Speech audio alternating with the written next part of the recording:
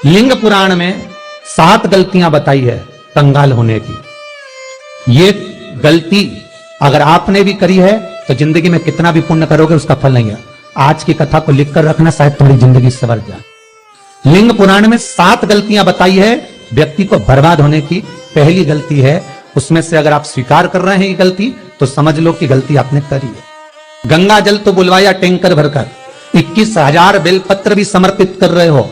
आप मंदिर के अंदर बैठ गए, दर्शन करने वाला आता रहा, किसी को अंदर प्रवेश नहीं दिया। आप गंगा जल चढ़ाते रहे, आप बेलपत्र चढ़ाते रहे, आप स्वयं पूजन करते रहे, और दूसरा व्यक्ति ना जाने किस भाव से, किस रूप में आकर भगवान की सेवा करना चाहता था। पंडित जी ने आपके चक्कर में उसको जल नहीं चढ़ाने दिया, पंडित जी ने आपके चक्कर में उसको बेलपत्र नहीं चढ़ाने दिया। पहली गलती यह हो गई कि भगवान के भक्त को भगवान से दूर कर दिया गया। अब उठा लो श्रीमद् भागवत कथा।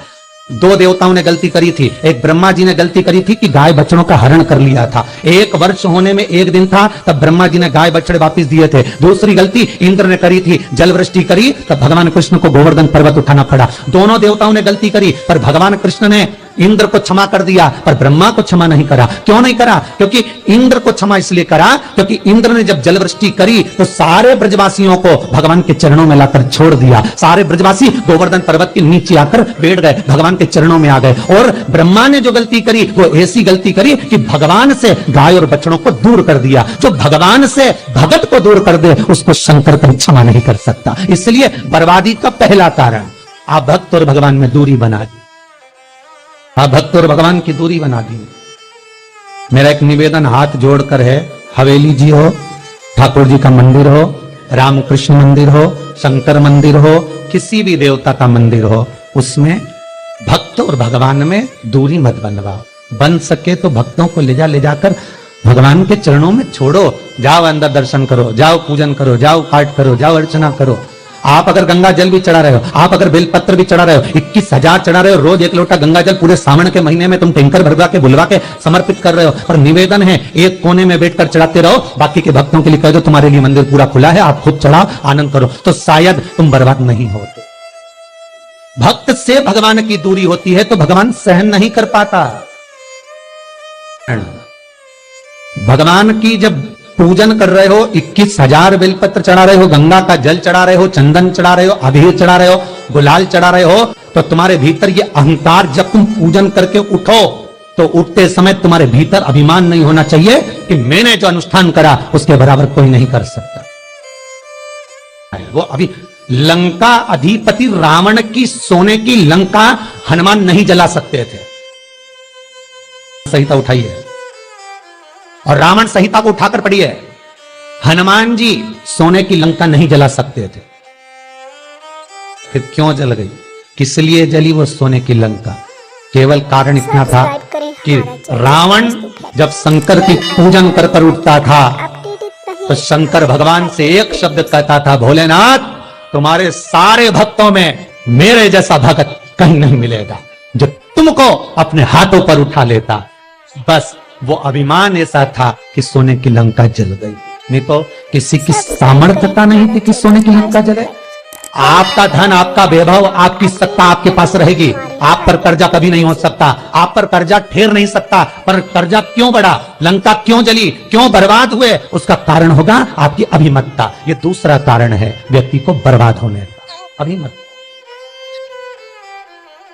तीसरा कारण कहा सब्सक्राइब करें हमारा चैनल कि भगवान की सेवा तो आप कर रहे हो, ताकि आप भगवान की चाकरी में तो आप लगे हो, एक वीडियो से भगवान की आराधना भी कर रहे हो, दिया भी लगा रहे हो, धूप बत्ती भी लगा रहे हो, स्नान भी करा रहे हो, पंचामृत स्नान भी करा रहे हो, सारी पूजन अर्चना सब तुम कर रहे हो।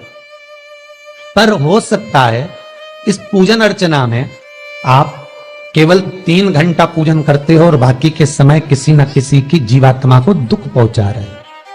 एक कथा में एक बात कही थी कि भले मंदिर में दिया मत लगाओ, भले मंदिर में जाकर धूप बत्ती मत जलाओ, भले मंदिर में जाकर भोग मत लगाओ, भले मंदिर में जाकर जल मत चढ़ाओ, कुछ मत करो, भले भगवान को नए कपड़े मत पहनाओ, भले तुम्हारी मर्जी पड़े भगवान को भोग मत लगाओ, पर शास्त्र कहता है कुछ मत करो, पर एक काम जरूर करना कि किसी के चेहरे पर प्रसन्नता ला देना तो मंदिर में दिया जलाने के बराबर होगा। किसी के चेहरे पर चमक ला देना, प्रसन्नता ला देना तो अगरबत्ती लगाने के बराबर होगा। किसी गरीबड़े के, किसी दुखी के चेहरे पर अगर तुमने प्रसन्नता ला दी तो वो भगवान को कपड़े पहनाने के बराबर होगा। मालूम पड़े तो मंदिर में पूरी सब्जी बांटो, मंदिर में भोजन कराओ, मंदिर में सारा पकवान चढ़ाओ, और कोई तुम्हारे कारण अगर दुखी है तो तुम्हें वो सुख का भान नहीं हो सकता। तीसरा चौथा कारण है कि आप जो पाठ कर रहे हो, आप जो पूजन कर रहे हो, आप जो अनुष्ठान कर रहे हो, उसमें कुछ ना कुछ गलती जरूर हो रही है। ये चौथा कारण।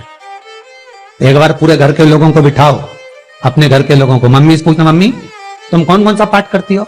एक बार मम्मी से पूछना, फिर एक बार पापा से पूछना, पापा आप कौन कौन सा पाठ करते हैं सुबह? फिर बहू से पूछना, भाभी आप कौन कौन सा पाठ करती हो? फिर छोटी दुल्हन से पूछना, छोटी दुल्हन तुम कौन कौन सा पाठ करती हो? भैया आप कौन कौन सा पाठ करते हो? आप कौन कौन सा पाठ करते हो? पूछना। जब घर के अंदर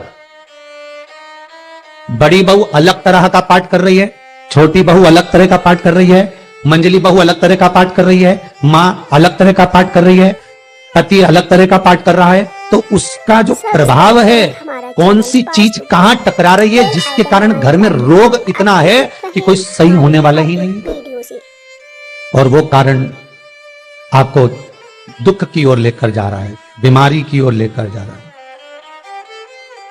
चौथा कारण है आपका मंत्र जाप, आपका स्मरण, आपका भजन, आपका पूजन कहीं गलत जरूर है।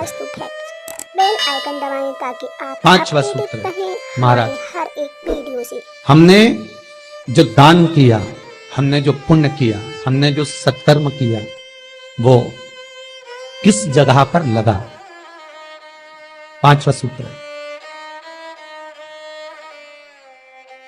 जो आप दान कर रहे हो, सब्सक्राइब करें हमारा चैनल वास्तु फैक्ट। जो आप पुण्य कर रहे हो, सत्कर्म कर रहे हो, वो किस जगह पर लगा? ये पांचवा सूत्र। हमारे हर एक वीडियो से। फिर निवेदन करेंगे, गाय, बेटी और लक्ष्मी 50 बार विचार करना तब किसी को देना। बेटी किसी ऐसे को मत ब्याह देना जो जुआ खेलता हो, मदिरापान करता हो, मांसाहार करता हो, वेश्यावृत्ति करता हो। वो बेटी का सम्मान नहीं करेगा, बेटी रोएगी तो कन्यादान करने वाले को रोना पड़ेगा। अपडेटेड रहें हमारे हर एक वीडियो से। दूसरे नंबर पर गौ माता, गाय ऐसे ब्राह्मण को दान मत देना कि ब्राह्मण के घर में खुद रहने की जगह नहीं, और गाय को ले जाकर तुमने दे दिया, और उस ब्राह्मण ने जब तक दूध दिया बांध कर रखा, एक तगाड़ी बाल्टी साड़ी के चक्कर में ले लिया, सोने के सींग के चक्कर में ले लिया, और बाद में वही गाय कसाई के हाथ में बिक गई और कसाई ने काटा तो बद्दुआ तुमको लगी। बेटी, गाय और लक्ष्मी, पैसा भी किसी ऐसे भिखारी के कटोरे में मत दान देना कि जिसने ले जाकर मदिरापान में लगा दिया, जुए में लगा दिया, वैश्यावृत्ति में लगा दिया। अगर जिस भिखारी के कटोरे में पैसा दिया उसने शाम को ले जाकर मदिरापान में, जुए में लगा दिया, तो लक्ष्मी रोती है कि तूने मुझे गलत जगह पर दिया है, इसलिए अब तुझे रोना पड़ेगा। तब व्यक्ति को रोना पड़ेगा। पांचवा कारण अपनी पुस्तिका में लिख कर रखना, तुम्हारे दुख का पांचवा कारण क्या है? क्यों तुम करोड़पति से रोड़पति बन गए? तुम्हारे यहाँ पर 4-4, 5-5 गाड़ी थी, खूब वैभव था, खूब धन था, फैक्ट्रियां चल रही थी, सत्ताएं चल रही थी। भगवान शिव की कथा का छठा कारण बता, हमारे दुख का कारण छठा। सब्सक्राइब करें आदर, सम्मान में बेल आइकन दबाएं ताकि आप अपडेटेड रहें। घर के जो बड़े हैं, घर के जो बुजुर्ग हैं, घर के जो आदरणीय हैं, उनका सम्मान नहीं करता। सुंदर कहा, जिस घर में माँ बाप की इज्जत नहीं होती, उस घर में देखना कभी बरकत नहीं होती। कभी कभी नगर में, गांव में सभी का व्यापार एक साथ समाप्त हो जाता है। कभी कभी गांव में, नगर में सबका व्यापार एक साथ समाप्त हो जाता है, सबका व्यापार एक साथ ही खल्लास हो जाता है, समाप्त, सभी कर्जे में हो जाते हैं। तो समझ लेना कि उस गांव के खेड़े का देव महादेव, उस गांव का खेड़ापति भगवान शंकर, उस गांव का शिव जरूर रुष्ट हुआ है, जरूर रुष्ट। उसको मनाने का प्रयास करो, जिससे अपनी नगर, अपना गांव फिर उन्नति की सीढ़ी पर चढ़ जाए। जो अच्छा काम करवा रही है, अच्छी कोड़ी आई होगी, सत्कर्म करवा रही है, अच्छी कोड़ी आई होगी, और मालूम पड़े एक कोड़ी ऐसी आ गई जो डॉक्टरों में भरवा रही है, सारा की सारा धन मेडिकलों में लगवा रही है, पुलिस में लगवा रही है, कहीं गलत जगह पर लगवा रही है, कहीं एक्सीडेंट में लगवा रही है। जो कौड़ी गलत जगह पर धन को लेकर जा रही है, समझ लेना कि वो कौड़ी बेकार आ गई, जो सारा का सारा बर्बाद करने में लगी हुई है। उस कौड़ी को पहचानो कि वो कौड़ी कौन सी है। 7वां कारण शिव महापुराण का, लिंग पुराण का लिख कर रखना कि एक कौड़ी ढूंढना कि वो कौड़ी कौन सी घर में आ गई जो हमें बर्बाद कर कर चली गई। तो कौड़ी को ढूंढी। सावन से लेकर अभी तक की कथा की सबसे सुंदर रसतत्ववान आज की कथा के 7 कारण शायद आपकी जिंदगी को बना दे। साहब, ताकि आप अपडेट आज बाबा ने अगर बुलवाया है इस व्यासपीठ से तो आपके लिए बुलवाया होगा। श्री शिवाय नमस्तुभ्यं। श्री शिवाय नमस्तुभ्यं। श्री शिवाय नमस्तुभ्यं।